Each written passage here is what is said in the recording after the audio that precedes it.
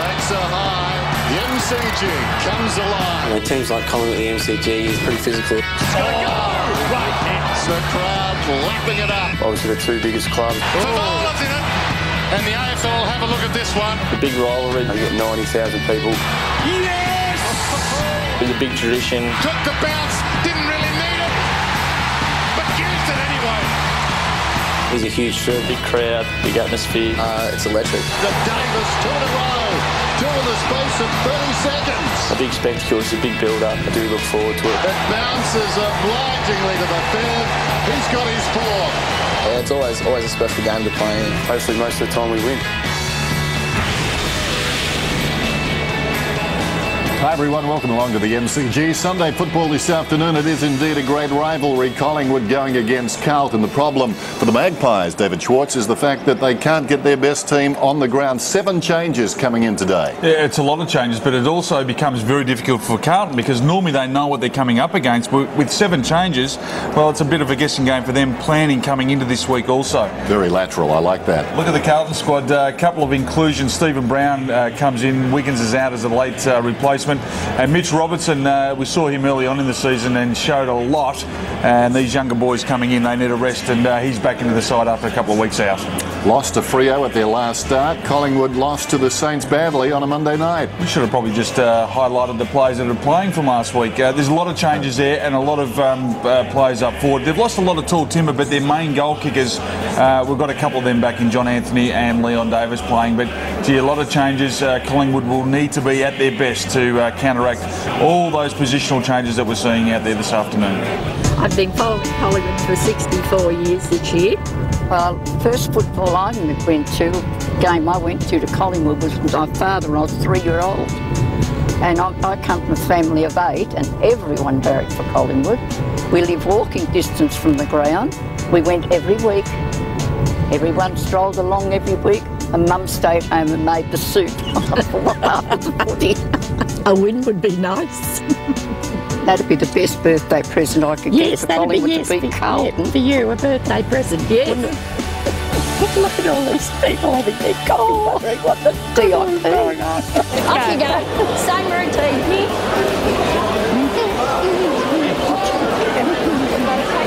We're here. Oh. We're here. I'm here. Okay. We've made it. Val and Patricia, lifelong Collingwood fans, will follow their journey in the essence of the game throughout the match. What a day at the G. The Blues and the Magpies. Opening bounce. Down goes Hadley. Cross the chest. Let him up. And the Blues, hands down. Blues are going tall. Give us the footy, give us the You've got footy, Hampson, Favola, Waite, Cloak all up in their forward line. Massive crowd. Judd over the football. Tries to emerge with it. Shovels it out to Stevens. Goes forward. Russell's got the run of it. Feeds it across. Now an opportunity as they work it away through Murphy. Scotland inside the centre square. Kicks inside the forward 50. Hampson in front. Hands to it. Couldn't complete the mark. Terrific by Heath Shaw. Came hard. Wellingham around the outer side wing. Pendlebury decides to settle. Behind him a sea of faces. What a season he's having, Pendlebury. That kick just missed Wellingham and Thornton able to belt it out. So Wiggins out, Brown in for Carlton, Medhurst out, Tuvey in for the Pies. Yeah, not the traditional lineup for the Pies in their forward line. John Anthony will have to do the majority of the work. Push him out of the contest, bandage! So Cameron Wood in his first game at this level this season, giving the free kick away. Hampson. Brown went to ground. Let's go down and say good afternoon to you, Ricky. Good afternoon, Bruce. So what I was going to mention before the game was Wiggins is out of the side with a tight hamstring and tight back.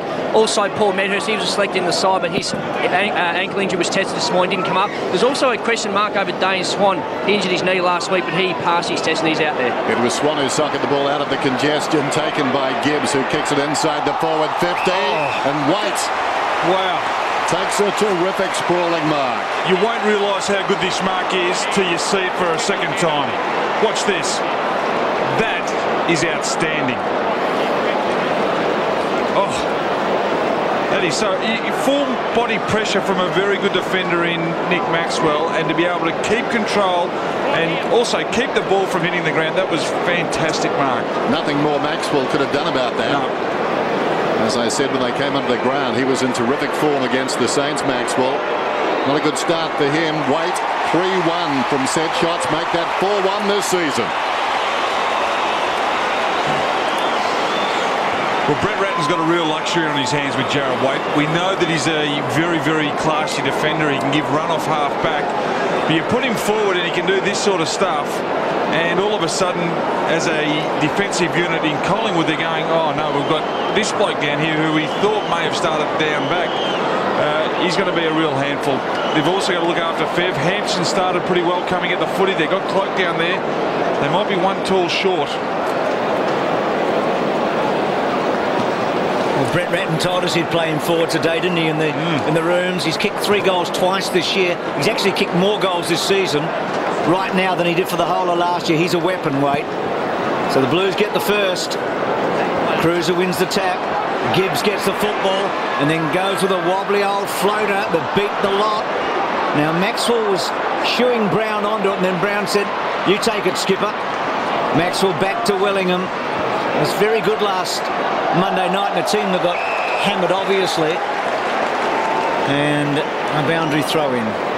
Well, Wellingham, he's going to go and pick up Bryce Gibbs this afternoon. That's his job.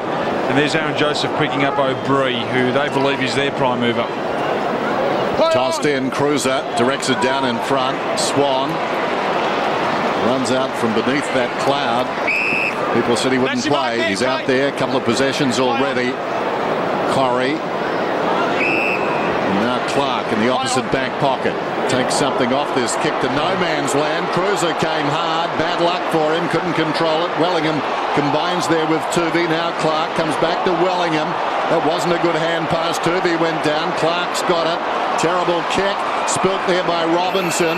Robinson will get a free kick. Belatedly, a man clattered over the top of him. Wellingham just gave away the free kick. There, got him right in the scone. So Stevens, good kick. Touched. Murphy wearing the thumb guard today. Judd. Ox. Collingwood have looked almost nervous coming out of the back, haven't they? She's play on there. Oh. Judd away and then gets inside the 50. Kicks to a hot spot at full forward. Maxwell flew. A little give was good. Collingwood have worked it okay. Cook involved. Pendlebury stood motionless and no one went to him. He can find time and space. Oh, Shaw's going to have to go. Gone. You could see it coming. Well done. Just no talk. He had players around him and he had no awareness that there was a player. There was a really good shepherd there by Corrie. He's taken off here. He's in second gear. And that's the value that Jarrad Waite will give you as a forward, because he knows as a defender, you're a little bit scary coming out of defence when you've got a lot of numbers in the area surrounding you. He might keep Fev sharp too up there. He keeps getting bags of goals. What a start.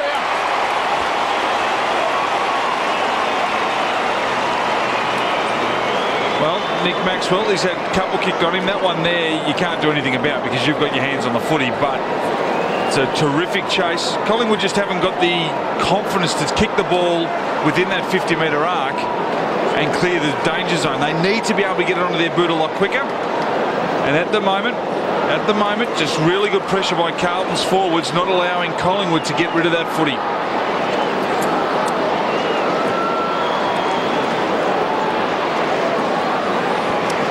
Eddie Betts started on the bench. He's now on the ground. I caught up with Eddie during the week. We did a goal-kicking masterclass. We talked about his after-the-goal celebration. We've come up with a new one, so watch out today when he kicks a goal.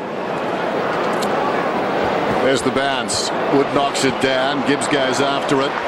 Judd out of the middle. He started very well. Spirals one inside the forward 50. Robinson hit him in the face. Betts just on the ground.